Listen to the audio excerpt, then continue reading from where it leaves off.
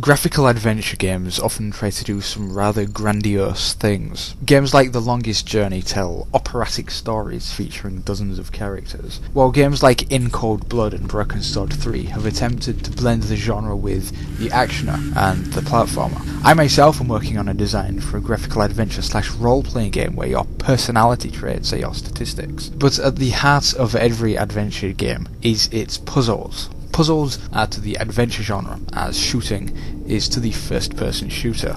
And Puzzle Agent has cut away all the fat that weighs down the genre in so many ways, and is squarely about the puzzles themselves, and nothing much else. It has the feel of an adventure game in that you do interact with NPCs and there is a story, but the game is essentially a string of around 35 entirely self-contained puzzles, played one after the other with no real gameplay in between. And this simplicity and focus is very refreshing, as is the style of the puzzles. There's no item collection or combination or anything like that. It's simple logic, where every puzzle stands on its own and everything you need to solve it is directly in front of you. The fact that they are logic puzzles means there's almost no restrictions on what kind of puzzles they can present, and fans of the adventure genre will certainly find these puzzles to be things they aren't used to encountering.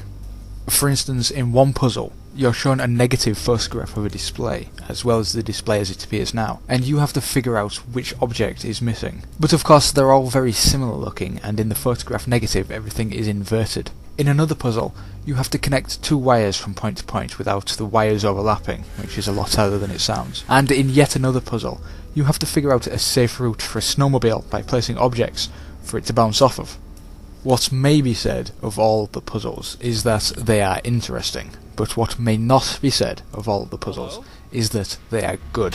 One of the more interesting puzzles in the game, Wrangling Watchmen, is essentially broken. It has you figuring out at what time an explosion was heard based on a number of logical statements, but there are several possible answers that hold to the rules presented, while only one is correct. The thing that makes the one correct and the others incorrect is purely speculative, and supposition has no place in a logical conundrum, making the puzzle literally unsolvable using pure logic. You have to make a leap of faith, which is outright bad design.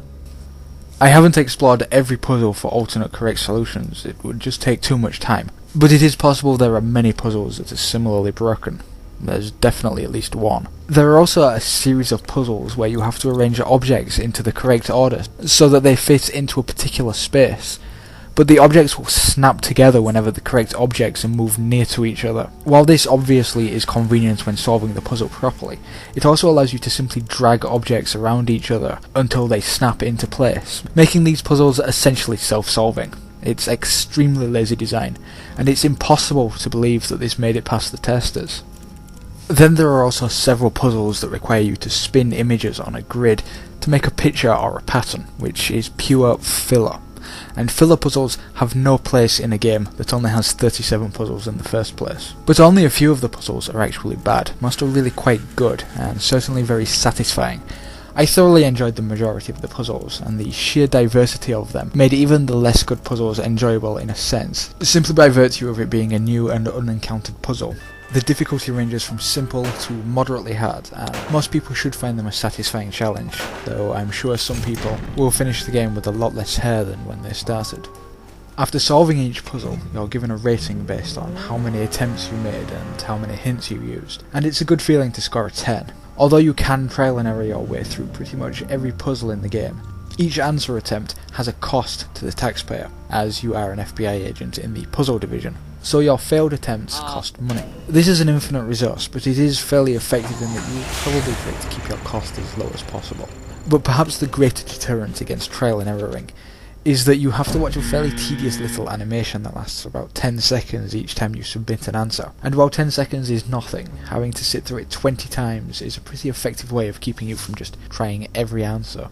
To aid you if you find yourself tempted to trial and error is the hint system. Each puzzle has 3 hints associated with it, with the first being fairly light, while the third gives you a substantial chunk of the answer. But you have to use your hints somewhat sparingly, as each hint costs a piece of chewing gum. Nelson thinks better when he's chewing gum, he says. You only have so much gum, and you pick up extra gum by finding it in the environment, but the mechanism for finding it is weird. You don't actually move Nelson in the game apart from screen to screen. The whole thing is static or slightly animated images, and you click on icons to bring up the next screen. So while outside the hotel, for instance, you click on the hotel door and it will just take you inside. You locate these icons by clicking anywhere on the screen. Your click sends out a ripple that highlights all icons you can interact with, be they objects, people or gum, within a small radius of the mouse click. So to find gum, you just click randomly on the screen and it will be highlighted. It's a convenient mechanism for finding out what objects you can click on, but it makes the act of finding and collecting gum completely moot. I love hints in puzzle games. They keep people from turning to guides and walkthroughs, while also giving them some sense of satisfaction at having completed the puzzle themselves. And associating a finite resource with the hints is even better. But Puzzle Agent has not done it very well at all, and has additionally forced a tedious item collection mechanic into the mix, which is a big shame. You'll talk to characters in the game, but there are only a few, and there isn't much dialogue. And there aren't dialogue trees either, it's just this topic, then that topic, some of which lead to puzzles. Puzzle Agent has retained these adventure game elements, almost as if to give you something to do, but it's really just a token gesture. This game is definitely not Sam & Max.